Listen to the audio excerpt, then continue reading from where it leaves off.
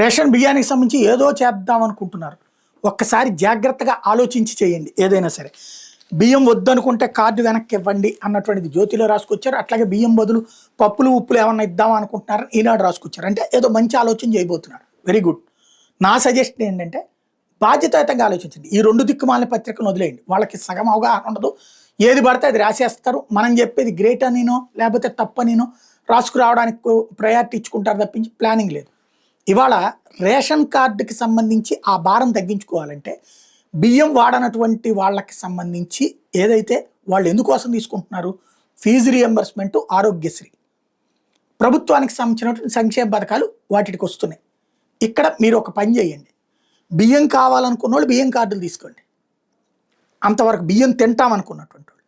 మిగతా వాళ్ళకి fee reimbursement అట్లాగే ఇవన్నీ వర్తించే వేరే కార్డు ఇస్తాం. వాళ్ళకి బియ్యం ఒక్కటే వదిలేసుకోండి, ఈ కార్డు ఇస్తాం. మీ పసుపు రంగు వేయండి, లేదా పసుపు తెలుపు రంగు వేయండి. తెలుపు ఎట్లా జనసేన ఉంది కాబట్టి, అవసరమైతే కాషాయం అక్షరాలు వేయండి, బీజేపీ కూడా ఉంది కాబట్టి.